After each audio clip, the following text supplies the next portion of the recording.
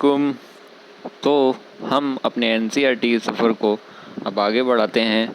हम पढ़ रहे हैं हमारा प्यारा सा चैप्टर नंबर 2, जिसका नाम है पुष्पीय पादपों में लैंगिक जनन। यानी कि हम लैंगिक जनन पढ़ रहे हैं पुष्पीय पादपों में कि लैंगिक जनन कैसे होता है। जो पौधे फूल बनाते हैं उनके अंदर लैंगिक जनन कैसे होता है, तो हमने उसका इंट्रोडक्शन पढ़ लिया था। अब हमारा फर्स्ट टॉपिक है कि पुष्प, ये जो पुष्प होता है वो आवृत बीजियों का एक आकर्षक अंग है। वो आवृत बीजियों का एक आकर्षक अंग है।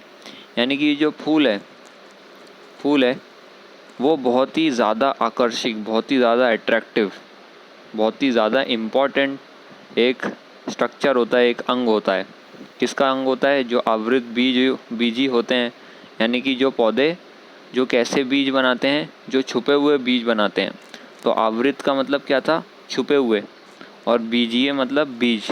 तो ऐसे पौधे जो छुपे हुए बीज बनाते हैं उनका आकर्षक अंग क्या है? पुष्प है। और आवृत बीजी जो पौधे होते हैं वही कौन से पौधे होते हैं? जो फूल बनाते हैं। तो पुष्पी पादप बोलें, आवृत बीजी बोलें, बात एक ही है। ठीक है, अब हम आगे पढ़ते हैं। अब ये जो एनसीईआरटी ने यहाँ पर हमें बात बताई है वो ऐसी यानी जनरल बात बताई हुई है, जो कि हमारे एग्ज़ाम के अंदर में बहुत ज़्यादा नहीं पूछी जाएगी और कहीं भी नहीं पूछी जाएगी। बस ऐसे ही जानने के लिए है वो बात। तो इसलिए हम इसमें थोड़ा सा पढ़ लेंगे, ज़्यादा डिटेल में जाने की ज़रूरत नहीं है। तो हमारा मेन एम जो है एग्ज़ाम के लिए भी है और अपना नॉलेज बढ़ाना है। तो इससे इतनी ज़्यादा नॉलेज तो आएगी नहीं इसलिए हम इसको जल्दी से पढ़ लेंगे।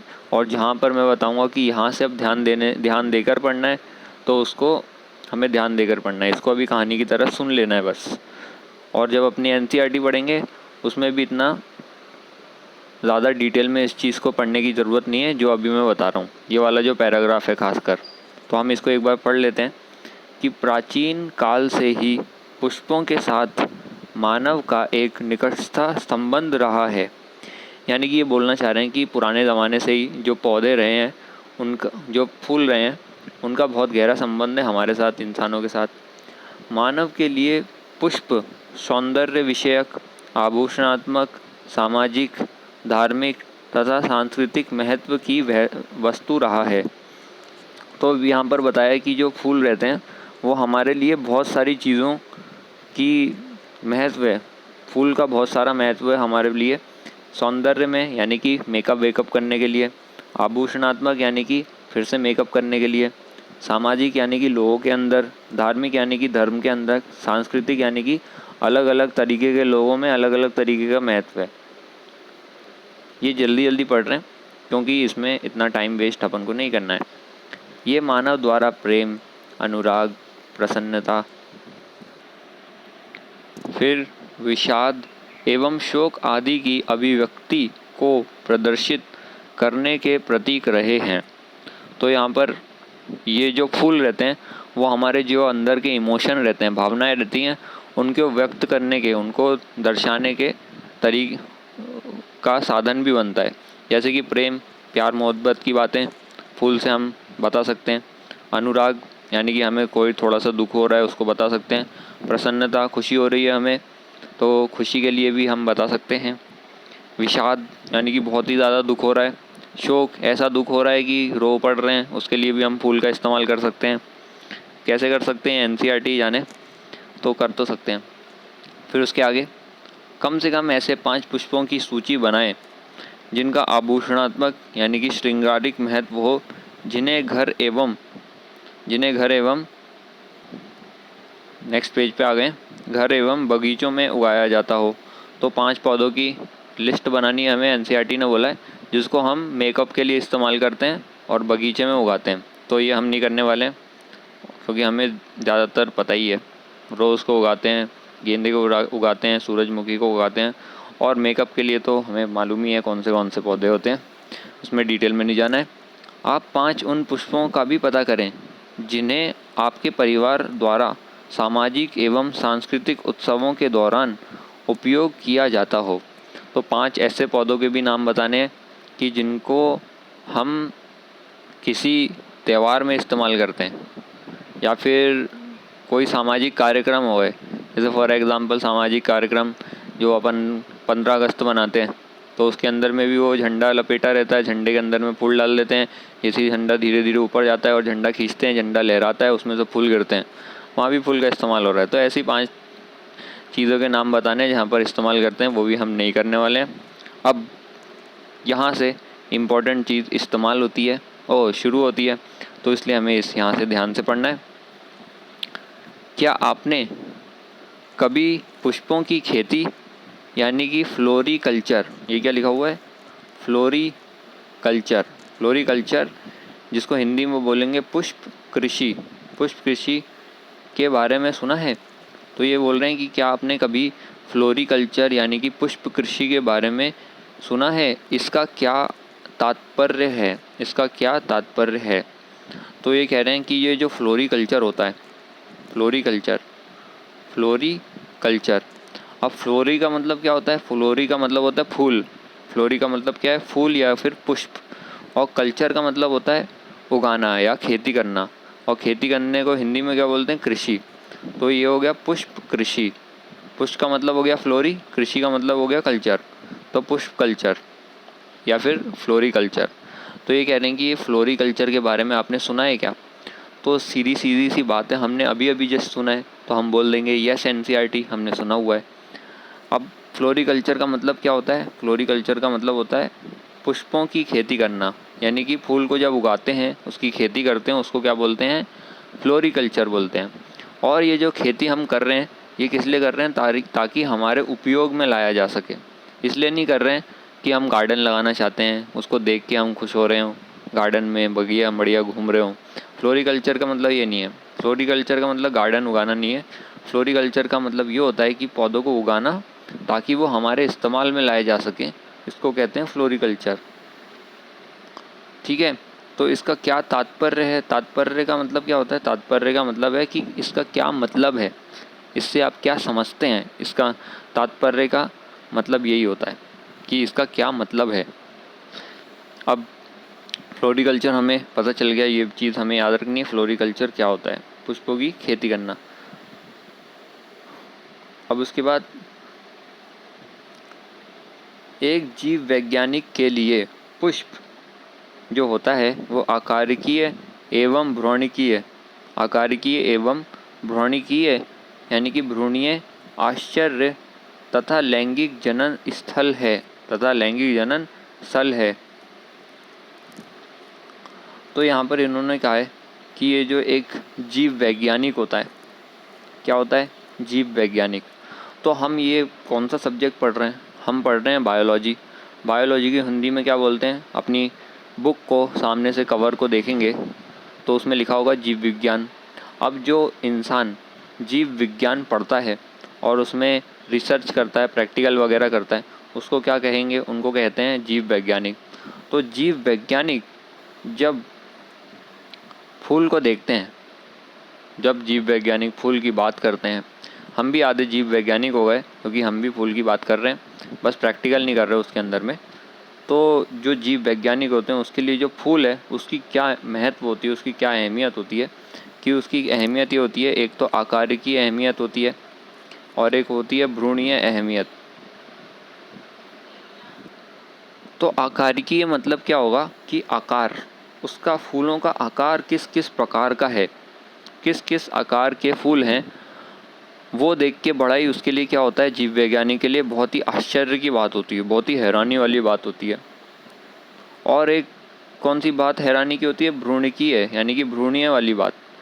जब यानी कि जब फूल एक भ्रूण होता है, एक यानी कि छोटा सा सेल होता है, और एक सेल से, एक कोशिका से वो इतना बड़ा फूल कैसे बन जाता है, या फूल किस प्रकार से बन जाता है, कैसे आ जाता है, या फूल के अंदर में लैंगिक जनन कैसे होता है, तो ये भी बहुत ही आश्चर्य वाली बात होती है इसके लिए, एक जीव वैज्ञानिक के लिए।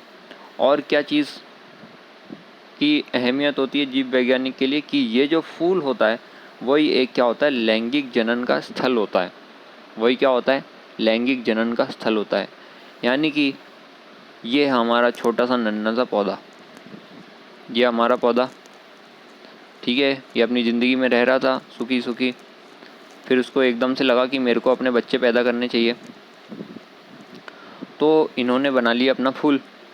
अब ये जो बच्चे हैं वो बनाने के लिए उसको क्या करना पड़ेगा, जनन करना पड़ेगा, लैंगिक जनन करना पड़ेगा। अब ये लैंगिक जनन करने के लिए उनने ये जो पौधा है उसके पास क्या होता है, उसके पास होता है फूल। तो ये फूल जो होता है इसी के अंदर लैंगिक जनन होता है। तो लैंगिक जनन की जगह क्या है, एक पुष्पी पादप के अंदर वो क्या है, फूल है। तो फूल ही क्या होता है, लैंगिक जनन का स्थल होता है, लैंगिक जनन करने की जगह होती है। तो अगर कोई पूछे कि जो आवृत बीजी पौधे हैं या फिर पुष्पीय पादप हैं उनके अंदर लैंगिक जनन कहाँ होता है, तो हमें बताना है कि पुष्पी पादप यानी कि आवृत बीजी के अंदर में लैंगिक जनन होता है, उनके फूल के अंदर, उनके पुष्प के अंदर होता है। ये बात समझ में आ गई। अब इसके बाद आगे बढ़ते हैं।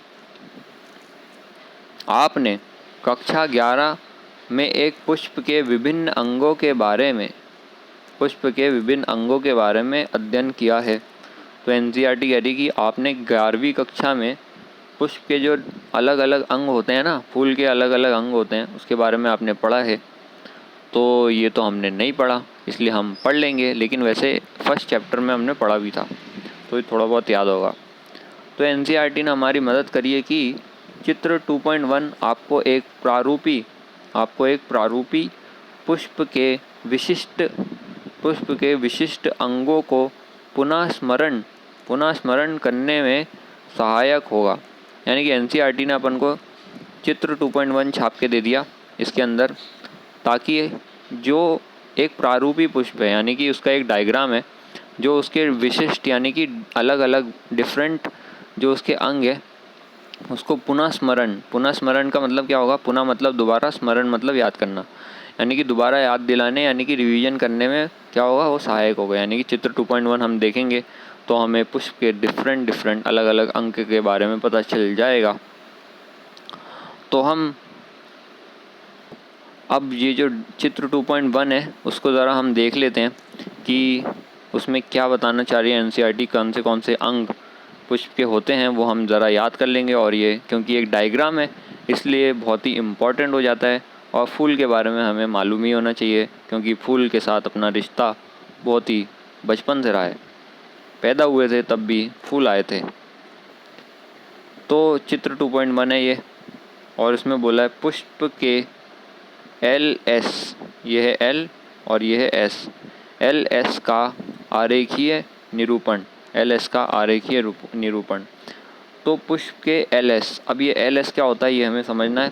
आरेखीय मतलब डायग्राम, निरूपण मतलब बनाया हुआ। तो इसका जो लेबल डायग्राम होता है, यानी कि जैसे मान लीजिए ये डायग्राम बनाया ना पुष्प का, और इसके अंदर में जैसे मान लो इस चीज़ को, ये जो चीज़ है इसमें एक लाइन खींच के बता दिया कि ये अंडाशय है। तो यानी कि जब ये लेबल करके हम बताते हैं, किसी चीज़ को दिखाते हैं कि ये देखिए ये अंडाशय है, तो उसको क्या बोलते हैं, आरेखीय निरूपण बोलते हैं। आरेखीय निरूपण यानी कि हमने उसको लेबल कर दिया है, उसको बताया है हमने कि ये क्या चीज़ है, लाइन खींच के हमने बताया, दिखाया है लाइन खींच के, तो उसको बोलते हैं आरेखीय निरूपण। अब ये LS का मतलब क्या होता है ये हमें समझने की बात है। इससे पहले हम ये ज़रा इसको मिटा लेते हैं। तो हमें समझना है LS का मतलब क्या होता है। पुष्प के LS का डायग्राम है, पुष्प के किसका डायग्राम है, LS का डायग्राम है। तो LS क्या चल रहा है ये ज़िंदगी में हम देख लेते हैं। तो LS को समझने के लिए हमने अपने किचन के अंदर में देखा होगा खीरा। ये मान लीजिए एक खीरा है, ठीक है, खीरा ही समझिएगा इसको, ये खीरा है। अब ये जो खीरा है ना, इसको हमें काटना है, तो खीरा भी हमने काटा होगा। तो हम इसको दो तरीके से काट सकते हैं। एक तो ये है कि इसको ऐसा काट दो इस तरीके से, है ना। और एक तरीका क्या है, एक तरीका है कि इसको सीधा काट दो, सीधा काट दीजिए। एक तरीका क्या है, इसको सीधा काट दीजिए। तो ये मान लो पिंक वाला तरीका है, इसको एक तरीके से काट सकते हैं, और नीला वाला तरीका है कि इसको सीधा काट सकते हैं। तो जब हम पहले तरीके से काटेंगे यानी कि इसको बीच से काटेंगे, तो खीरा हमें कैसा नज़र आएगा? खीरा हमें ऐसा गोल सा नज़र आएगा, ये खीरा नज़र आएगा ना।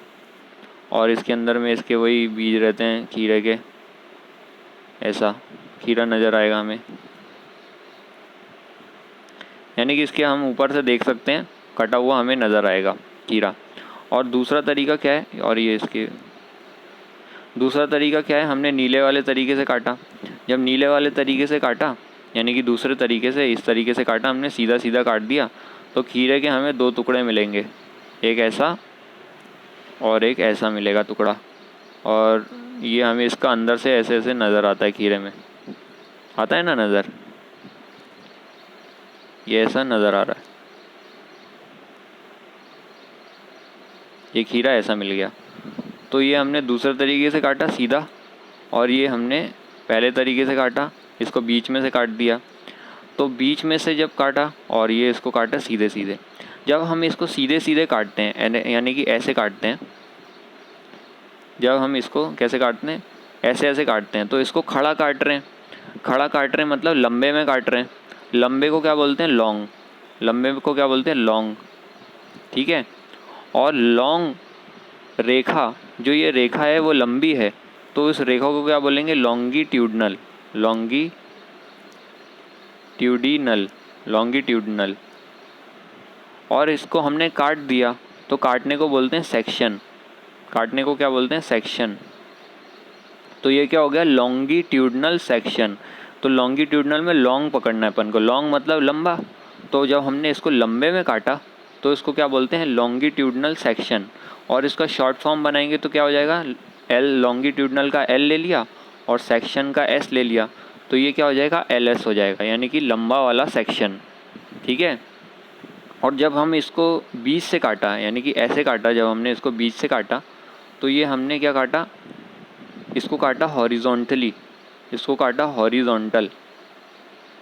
हॉरिजॉन्टल यानी कि इसकी जो लाइन थी वो लेटी हुई लाइन थी, ज़मीन से, ज़मीन के सतह जैसी। जैसे मान लीजिए ये ज़मीन है और इसी के सेम लेवल पे हमने काट दिया, लेटी हुई लाइन से काटा, तो उसको क्या बोलते हैं? हॉरिजॉन्टल। और काटने को क्या बोल रहे हैं? सेक्शन। तो ये हो जाएगा हॉरिजॉन्टल सेक्शन, एच एस। क्या हो जाएगा? H S. तो हमें एच एस पे ध्यान नहीं देना है, हमें एल एस पे ध्यान देना है। ओ सॉरी।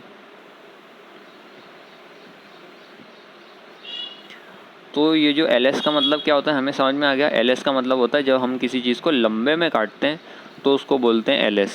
जब हम किसी चीज़ को क्या काटते हैं? लंबे में काटते हैं, तो उसको एल एस बोलते हैं। तो वैसे ही यहाँ पर जो एन सी आर टी ने डायग्राम दिया है, यहाँ पर एन सी आर टी ने ये फूल का डायग्राम दिया है। और फूल के डायग्राम को क्या है, ये जो फूल है, एक फूल है, मान लीजिए कोई सा भी हम फूल बना लेते हैं। जैसे मान लीजिए गुलाब का फूल है,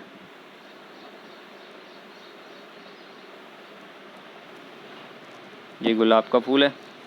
और ये गुलाब के फूल को जब हम लंबे में काटेंगे, एक तो ऐसे काट सकते हैं, ऐसे नहीं काटना है, हम इसको कैसे काट रहे हैं? सीधे सीधे लंबे में काट रहे हैं। तो जब हम इसको सीधे सीधे काटेंगे, लंबे में काटेंगे, तो इसको बोलेंगे एल एस हो गया। ये क्या हो गया? एल एस, यानी कि लॉन्गिट्यूडनल सेक्शन हो गया, लंबा वाला काटा है हमने। तो इसके दो टुकड़े हमें मिलेंगे, दो टुकड़े मिल जाएंगे हमें गुलाब के, ऐसे लंबे में, ऐसे ही बता रहा हूँ मैं, दो टुकड़े मिल जाएंगे। और वही टुकड़े को यहाँ पर एनसीईआरटी ने डायग्राम बना के हमें दे दिया है। तो अब ये फूल के कौन से हिस्से होते हैं हमें देखना है। तो हम ऊपर से चालू करते हैं। तो शुरुआत में ही हमने ऊपर से इसलिए चालू करा है क्योंकि यहाँ पर एनसीईआरटी में जो ये हिंदी वाली एनसीईआरटी है उसमें थोड़ी सी मिस्टेक कर दी है एनसीईआरटी ने। तो हमें भी मालूम है कि जो भी फूल होता है उसकी पंखुड़ी होती है। गुलाब के फूल की पंखुड़ी है, सूरजमुखी के फूल की पंखुड़ी होती है ना। तो पंखुड़ी होती है, हमें मालूम है। अब ये देखिए, ये जो पंखुड़ी है इसकी लाइन कहाँ पर खींची है, किसको दिखाया है? ये दिख रहा है ना, इसको बोला है पंखुड़ी है, जबकि ऐसा बिल्कुल भी नहीं है। हमें भी मालूम है, इतना तो दिमाग है हमारे पास कि पंखुड़ी क्या है। ये जो पीला पीला सा दिख रहा है, नज़र आ रहा है, ये चीज़, ये इसकी पंखुड़ी है, पीली पीली सी, है ना। तो ये जो है इसकी पंखुड़ी है। देखिए एनसीईआरटी में क्या हो गया कि पंखुड़ी किसी और को बोल दिया, पंखुड़ी इसको बोल दिया, तो ऐसा नहीं है, इसको काट लेना है। और ये जो है इस चीज़ को क्या बोल दिया, इसको बोल दिया परागकोश, जबकि ऐसा नहीं है। तो हमें इसको सही कर लेना है। हमें इसको क्या कर लेना है कि ये जो परागकोश है इसको काट दीजिएगा अपनी एनसीईआरटी में, इसकी जगह लिख लेना पंखुड़ी। इसकी जगह क्या लिख लेंगे हम, पंखुड़ी। और ये जो है इसको काट के हम क्या लिख लेंगे, इसको लिख लेंगे परागकोश। परागकोश, परागकोश। ठीक है, अब सही हो जाएगा। तो ये जो है हमारी पंखुड़ी है, और ये जो बस्ते जैसा दिख रहा है, थैले जैसा है, इसको बोलेंगे हम परागकोश। इसको क्या बोलेंगे हम, परागकोश। कोश का मतलब होता है थैला, पराग का मतलब होगा परागकण, कि जिस थैले में परागकण रहते हैं उसको बोलते हैं परागकोश। तो ये हमने पहले भी पढ़ा हुआ था। फिर उसके बाद में ये जो पंखुड़ी हो गई, फूल की पंखुड़ी हो गई, उसके बाद में ये परागकोश हो गया। परागकोश हो गया जिसके अंदर परागकण मिलेंगे हमें। अब ये जो परागकोश है, ये जो परागकोश है, देखिए ये है। अब ये क्या है, ये लटका कैसे जुड़ा हुआ है, ये जुड़ा हुआ है एक डंडी से। ये किससे जुड़ा हुआ है, एक डंडी से जुड़ा हुआ है ना, ये इसकी डंडी दिख रही है हमें। तो ये जो डंडी से जुड़ा हुआ है, इस डंडी को क्या बोलते हैं, परागकोश की, इसको बोलते हैं तंतु। इसको बोलते हैं क्या है, तंतु। तो ये तार जैसी तंतु है, तार जैसी क्या है, तंतु। तो ये हो गया जो पुरुष वाला लैंगिक अंग होता है, ये हो गया परागकोश और तंतु उसकी। उसके बाद में क्या है, महिला वाला, यानी कि जो मादा वाला लैंगिक अंग है वो देख लेते हैं हम। उसके बारे में बताया कि ये जो दिख रहा है हमें, ये बड़ा सा, ये मैं बताता हूँ, ये नीचे से गोला सा है, फिर उसके ऊपर एक इसकी डंडी है, और इसके ऊपर एक एंटीना लगा हुआ है ना। तो ये जो ऊपर एंटीना है, ये जो ऊपर एंटीना है, इसको हम बोलेंगे वर्तिकाग्र। इसको क्या बोलते हैं, वर्तिकाग्र। वर्तिकाग्र इसको बोलते हैं, वर्तिकाग्र, ये भी हमने पढ़ा था। फिर ये जो लंबी सी डंडी है, ये जो लंबी सी डंडी दिख रही है, इस डंडी को क्या बोलेंगे, इस डंडी को बोलेंगे वर्तिका। इसको क्या बोलेंगे, वर्तिका। तो यहाँ से हमें वर्तिकाग्र समझ में आ जाएगा। तो वर्तिका का आग्र, यानी कि वर्तिका का आगे वाला हिस्सा को बोलेंगे वर्तिकाग्र, और इसके नीचे क्या हो गई, वर्तिका। और सबसे इम्पॉर्टेंट है ये जो गोल गोल सा दिखता है हमें आखिरी में, ये क्या है, अंडाशय। ये क्या है, अंडाशय, जहाँ पर अंडा हमें मिलेगा, जहाँ पर अंडा बनता है। तो इसको ज़रा मिटा देते हैं और फिर अच्छे से देखते हैं। तो ये जो इसका एंटीना जैसा है उसको क्या बोलेंगे, ये जो एंटीना है इसका, इसको बोलेंगे वर्तिकाग्र। फिर ये जो लंबी सी डंडी दिख रही है हमें, पूरी लंबी सी डंडी, इसको क्या बोल रहे हैं हम, वर्तिका बोल रहे हैं। ये वर्तिका है, वर्तिका हो गई। और इसके अंदर ये जो मोटा सा इसका पेड़ जैसा है, ये, इसको क्या बोलेंगे हम, अंडाशय बोलेंगे। इसको क्या बोलेंगे हम, अंडाशय बोलेंगे। तो हो गई हमारी पंखुड़ी, पंखुड़ी हो गई। फिर परागकोश हो गई। परागकोश किससे जुड़ा रहता है, तार जैसे चीज़ से, तंतु।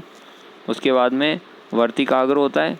फिर उसके बाद में वर्तिका होती है, डंडी सी, और पेड़ जैसा होता है अंडाशय। और जो फूल रहता है, फूल के नीचे थोड़ी सी पत्तियां रहती हैं हरी वाली, तो इसको क्या बोलते हैं, बहाए दल। ये जो दिख रही है हमें, जो हरी हरी सी नीचे लगी रहती है ना फूल में, इसको बोलते हैं बहाए दल। इसको क्या बोलते हैं, बहाए दल। बहाए मतलब बाहर, दल वाला मतलब दल मतलब पंखुड़ी, बाहर वाली पंखुड़ी या बाहर वाले लोग। तो एक तो ये जो पंखुड़ी है, पंखुड़ी का दूसरा नाम ये भी होता है दल, इसको बोलते हैं दल। और ये जो पंखुड़ी होती है वो अंदर साइड में होती है, ठीक है। और ये जो हरी वाली है जो नीचे लगी रहती है फूल के, वो क्या बाहर होती है, इसलिए इसको क्या बोलते हैं, बहाए दल। तो इतनी चीज़ें हमें फूल में हमें पता होनी चाहिए। तो रिवीजन के लिए हमारा खुद का फूल बना लेते हैं अपन। तो ये मान लीजिए फूल जिसमें बैठा हुआ है। तो सबसे पहले हमने देखा कि जो नर वाला लैंगिक अंग होता है, तो उसमें एक उसकी तार जैसी डंडी रहती है, इसको बोलते हैं तंतु। और तंतु में ऊपर थैले जैसा रहता है, उसको बोलते हैं परागकोश। तो ये हो गया तंतु और ये हो गया परागकोश। फिर उसके बाद में मादा वाला लैंगिक अंग क्या होता है, ये पेड़ जैसा रहता है, उसके ऊपर सीधी इसकी डंडी जैसी होती है। फिर उसके बाद उसके ऊपर एंटीना है। तो ये एंटीना को बोलते हैं वर्तिकाग्र, फिर इसको बोलते हैं वर्तिका, और पेट जैसे को बोलते हैं अंडाशय। ये हमें पता चल गया। इसके बाद में इसकी जो पंखुड़ी होती है, इसके बाद में क्या होती है, इसकी पंखुड़ी होती है। तो ये हमने लगा दी पंखुड़ी, फूल की हमारी पंखुड़ी लगा दी। ये हो गई पंखुड़ी, या जिसको दल भी बोलते हैं। और फिर उसके बाद में नीचे एक पंखुड़ी होती है, नीचे पंखुड़ियाँ होती हैं बहुत सारी।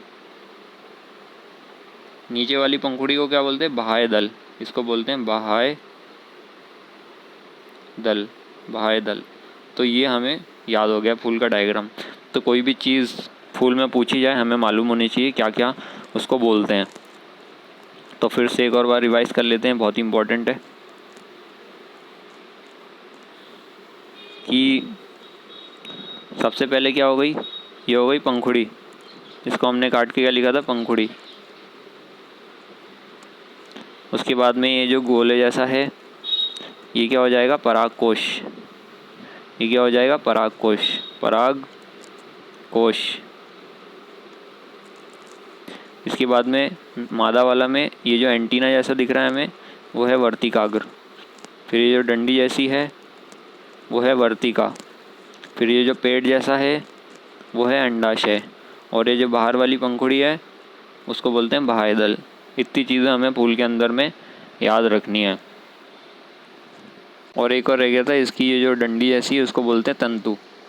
अब इसको इंग्लिश में भी याद रखना है, थोड़ा सा याद रख सकते हैं हम कि पंखुड़ी जो होती है उसको बोलते हैं पेटल, PETAL, पेटल। पंखुड़ी के बाजू में लिख लीजिएगा पेटल, PTAL, पेटल। फिर ये जो बाह्य दल है, बाह्य दल, बाहर वाली पंखुड़ी, इसको बोलते हैं सेपल, SEPAL, सेपल, सेपल। तो क्या हो गया, पेटल और सेपल, पेटल और सेपल। फिर ये जो परागकोश है, परागकोश, इसको बोलते हैं एंथर, एन, फिर उसके बाद में THER, थर, एंथर, एंट होती है ना चींटी, एंथर, एंथर। तो इसको बोलना है एंथर, परागकोश को क्या बोलते हैं, एंथर। फिर ये जो तंतु है, तंतु, तार जैसा तंतु, इसको बोलते हैं फिला, फिला, FILA, फिला, MENT, मेंट, फिलामेंट, फिलामेंट बोलते हैं। उसके बाद में है मादा वाला अंग। तो यहाँ पर इसको ऊपर से ही देखना है। वर्तिकाग्र को बोलते हैं स्टिग्मा, STIG, स्टिग, MA, माँ। तो ये है एक माँ जिसके सामने लगा हुआ है स्टिग, तो इसको बोलते हैं स्टिग्मा। क्या बोलते हैं, स्टिग्मा। फिर इसके बाद है इसकी स्टाइल। तो हमें मालूम है स्टाइल मार रहे हैं कुछ लोग, तो उसको बोलते हैं स्टाइल। वर्तिका को बोलते हैं स्टाइल, STYLE, स्टाइल। और इसको बोलते हैं अंडाशय को बोलते हैं ओवरी। हमें मालूम है OVARY, ओवरी। तो स्टिग्मा, स्टाइल, ओवरी। तो ये अपन को याद रखना है कैसे कि हो गया पेटल सेपल, यानी कि पंखुड़ी को और बाह्य दल को पेटल सेपल। फिर उसके बाद में याद रखना है एंथर, फिलामेंट। फिर उसके बाद में क्या याद रखना है, एंथर, फिलामेंट। फिर उसके बाद में ये तीन याद रखने एक साथ, ये तीन याद रखने एक साथ कैसे, स्टिग्मा, स्टाइल और ओवरी, स्टिग्मा, स्टाइल, ओवरी। तो ये आप बार बार दोहराएंगे तो याद हो जाएगा। फिर लास्ट लाइन पढ़ लेते हैं। क्या आप एक पुष्प के 2 अंगों के नाम बता सकते हैं जिनमें लैंगिक जनन विकास के लिए सर्वाधिक महत्वपूर्ण वाली 2 इकाइयाँ होती हैं। यानी कि ये कह रहे हैं कि ये जो फूल है उसके ऐसे 2 अंग के नाम बताने हैं आपको, 2 अंग के नाम बताने जिसमें कि लैंगिक जनन में जब विकास होता है, लैंगिक जनन के विकास के लिए सर्वाधिक महत्वपूर्ण यानी कि सबसे ज़्यादा इम्पोर्टेंट 2 चीज़ें मिलती हैं हमें, सबसे ज़्यादा इम्पोर्टेंट 2 चीज़ें जिसमें मिलती हैं। तो हमें मालूम है कि जो लैंगिक जनन होता है वो कैसे होता है कि एक नर युग्मक होता है और एक मादा युग्मक होता है। ये मान लीजिए नर है और ये है मादा, ये मादा है। तो 2 युग्मक होते हैं और युग्मक आपस में मिल जाते हैं और उससे बनता है जाइगोट। उससे क्या बनता है, जाइगोट बनता है। तो जब नर और मादा युग्मक मिलते हैं उससे क्या हो जाता है, लैंगिक जनन हो जाता है, ये जब दोनों मिलते हैं। ठीक है। अब ये जहाँ पर ये नर, तो सबसे इम्पॉर्टेंट चीज़ क्या हो जाएगी, ये युग्मक होंगे, नर युग्मक और मादा युग्मक। अब हमें ये मालूम होना चाहिए नर युग्मक और मादा युग्मक कहाँ बनते हैं, तो वही वाले जो अंग होते हैं, वही वाली जो इकाइयाँ होंगी, वही क्या होंगी, वही सर्वाधिक महत्वपूर्ण होंगी, वही सबसे ज़्यादा इम्पॉर्टेंट होंगी। किसके लिए, लैंगिक जनन के लिए।